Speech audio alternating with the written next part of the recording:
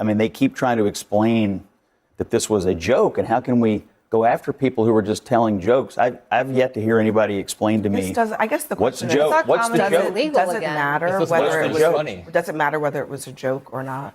Well, they're saying because I don't know that speech has a joke clause. Over the past few years, if you even so much as hint that Donald Trump is a fascist, Republicans lose their temper, as they so often do. Or you put it into a manifesto after you try to assassinate him because you believe that he's a fascist and you think that justifies his assassination. No, you guys have said that we shouldn't even call terrorism. Donald That's Trump the a phrase fascist. that you say. Then Donald Trump gets into office, he tries to remove comedians from the airwaves, and you guys run defense for it. Donald Trump tries to make a list of his political opponents that he wants to lock up. Please like, subscribe, and share. Phillip and Adam Mockler strongly push back, explaining that arrests or lawsuits don't have to happen for it to become a serious issue. Even the threat of government action can influence behavior. So let's dive in and watch Phillip and Adam Mockler take on Scott Jennings on Newsnight with Phillip. Just divorce this moment from all the other moments in the last 8 months. Maybe you might believe him, but there's a lot of history here that points to targeting of ABC over viewpoints that they disagree with on their broadcast. Yeah, and there's real issues about the equal time rule, other elements like that. I don't like the president jawboning. I especially don't like the president jawboning when it is keeping Jimmy Kimmel. It's the same dynamic that we see with interest rates. The more he says we should lower interest rates, the independence of the Fed keeps them the same, even when they probably would have lowered them absent that. Jimmy Kimmel would probably be fired if Donald Trump, stopped talking about him. Because I swear to God, this is the only time I ever hear about Jimmy Kimmel. I've never heard somebody say, hey, you know what? Jimmy Kimmel had a funny joke the other day. I've never, ever, ever heard anyone say that. I'm tired. I'm tired of Jimmy Kimmel. Let him fade off into obscurity. Let his memory be the Man Show, which somehow has not resulted in his cancellation 20 years later. So I mean, do you think that this is the FCC trying to execute on Trump's desire to have Jimmy Kimmel punished? I mean, I honestly don't know. I mean, there are normal things that occur in the course of reviewing the license. Obviously, the rhetoric around this goes above and beyond that. If there's any actual action taken, it goes above and beyond that. As somebody who actually appreciates the First Amendment, I think the idea of allowing Jimmy Kimmel to be a martyr for the First Amendment is something that sickens me. Scott? Yeah, I did speak to Brendan Carr, too, the other day about this issue. And, he had explained that they were already in this early review process, that there is some sort of DEI review going on with the licenses. It's been going on over time. They do have the ability to call them in for an early review. I'm not totally steeped in all the bureaucratic processes there, but there's a legitimate thing that the FCC does. On the Kimmel piece, I got to say, I still don't know what the joke is. He's not expectant widow. I mean, they keep trying to explain that this was a joke, and how can we go after people who are just telling jokes? I've yet to hear anybody explain to me. I guess the what's question the joke? is, What's the joke? Does it matter whether it was funny? Does it matter whether it was a joke or not? Well, they're saying because I don't know that speech has a and joke maybe it doesn't. But for them to then, and he's been pretty defensive about it the last couple of nights. But for them to say, "Oh, we're just out here telling jokes," I wish somebody could explain to me what is the joke about wish casting the death of the President of the United States or anybody else. Well, I have two questions for you. I mean, one would be, again, does it really matter whether it was a joke or not? But secondly, I'm just going to play this because this is Trump talking at the White House on Tuesday about his marriage to Melania. Listen. What many people overlook is that the FCC rarely gets involved over content itself. Its main role is handling licensing, broadcast standards, and technical regulations, not policing jokes or commentary. So when speech suddenly becomes the focus, it naturally raises concerns because that's outside the agency's usual role. And honestly, the whole debate over whether something was just a joke misses the larger issue. The First Amendment to the United States Constitution doesn't only protect speech that people find funny, polite, or comfortable. Some of the most protected speech in American history has been controversial and offensive, and courts have repeatedly ruled that the government can't step in simply because speech upsets people. And they were married for 63 years. And excuse me if you don't mind. That's a record we won't be able to match, darling. I'm sorry. Just not going to work out that way. We'll do well, but we're not going to do that well. 63 years.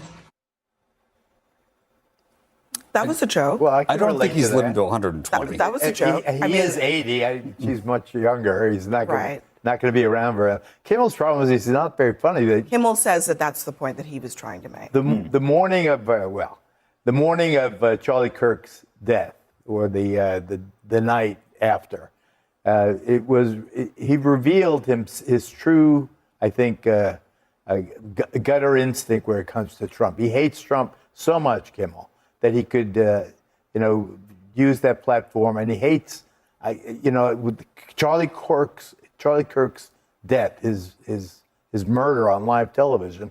That body was still unburied when Kimmel was making jokes. And it was so insensitive. It doesn't matter if it's sensitive. It's the First Amendment. It doesn't matter if it's insensitive. It doesn't matter if it's funny. It's the First Amendment. But and Trump has said so clearly- many Yes, but you also things. can't say profanity on FCC regulated channels. No, I'm saying there are limitations that are imposed because they're using public spectrum. With fines, you get fines for those he things, could go but on you the don't get street and say attacked by the all of these president. things, and What that's this really totally just fine. shows He is can that go on a podcast and say all these things. He can have a Substack. he can and say all also these say things. it on He can come to CNN and say all these broadcasting. Over the past few years, if you even so much as hint that Donald Trump is a fascist, Republicans lose their temper, as they so often do. Or you put And- it into and a manifesto after you try to assassinate him because you believe that he's a fascist and you think that justifies his assassination. No, you guys have said that we shouldn't even Stochastic call terrorism, Donald that's Trump the a phrase fascist. that Here's the reality. Being offensive, insensitive, or simply unfunny has never been the legal standard for speech in the United States. The First Amendment to the United States Constitution protects a lot of speech people dislike. The Supreme Court of the United States has ruled many times, including in Hustler magazine versus Falwell, that even highly offensive satire involving public figures is protected speech, and that case was far more extreme than what's being debated here. Yes, broadcast television does have limits through indecency rules enforced by the Federal Communications Commission, but those rules mainly deal with explicit language during certain hours. They're not meant to police political jokes or criticism aimed at public figures. And when violations happen, the usual result is fines, not public pressure campaigns from political leaders. That's why this situation feels different. Once a president or government official publicly targets a comedian or a network, the conversation stops being about whether the joke was appropriate and starts becoming about whether the government should be involved at all. Historically, the United States has tried to keep that line very clear, especially after past controversies involving accusations of political intimidation against media outlets. There's also the issue of consistency. Political figures, including Donald Trump, have used harsh and controversial rhetoric themselves over the years. But the long-standing principle has always been that speech is answered with more speech, not government pressure. That's why Kat and Adam's argument resonates. You don't have to agree with the joke or even like it. You can believe it crossed a line. But once punishment starts depending on how offensive speech is or who it targets, that standard can eventually be used against anyone. say. Then Donald Trump gets into office, he tries to remove comedians from the airwaves, and you guys run defense for it. Donald Trump tries to make a list of his political opponents that he wants to lock up, like, I don't know, Comey, Letitia James. He's talking about I hanging people. impeached the guy, and I'm sitting here talking about Okay, him, then- right? Like okay, you so- see me in the concentration camps right now. No, I'm referring We're to not in other. a fascist Wait, do you not republic. think he has fascistic tendencies? Do you not I think don't that think trying that to guy's take a a fascist. show off the Using the air? term fascist is so fraught. No, No, when Donald I Trump is don't. taking comedians You're off the talking air. about, I don't think it's you're that talking about fascist, a fascist. political. But hang on. conclusion. Hang on, guys. Somebody Guys, else. well, I'll only interject to say this because we've played it before on the show. But Trump has repeatedly called his political opponents fascists, communists, et cetera, et cetera. So if the word fascist in and of itself is so beyond the line, Trump has crossed that line. Additionally, he has It's crossed. simplistic rather than beyond the line. Listen, of decency. my point is that if you're going to use it as an argument to say that Democrats have gone too far, the president has gone just as far. but hold on, this isn't that's just right. about I don't Kimmel. It's disagree not. with your that. rhetoric, it Guys, deserves it's some not just reflection about and Kimmel. concern. If that's It's not just about Kimmel. Last night we saw in Texas courts that the case for Alex Jones and the Sandy Hook families, which has been going on for more than 8 years, these families have been tortured by this man for over a decade. He somehow found a legal loophole made just for him. Even lawyers don't totally understand what's happening here. And if you're watching this and you're in Texas, you should call your representative and ask what the hell is happening with that deal. This goes to speech all across the spectrum, except for the people that align with the most extreme parts of the right. Do you have a vested interest in that case? Sorry? Do you have a vested interest in the Yeah, outcome my of partner owns The Onion, but also, do you not want the Sandy Hook families to get their fair share? I do. I think because Alex right now Jones should this be is off the air. only I just deal. was saying, like, there are other externalities there when it comes to that. So I like disclosure. I like honesty. Yes, That's and I fair. think the Sandy Hook Sure. families deserve every ounce. Absolutely. Honestly, whether people label something fascist or not isn't even the biggest issue. The more important question is what's actually happening. When politicians openly talk about targeting critics, media outlets, or political opponents, that goes beyond simple rhetoric. Historically, watchdog groups like Freedom House have treated pressure on the media and political opposition as major warning signs in democracies. And when it comes to free speech, the standard in the United States has remained pretty clear. The government can't punish speech simply because it's offensive or politically charged. The line is usually crossed only in cases involving direct incitement or defamation.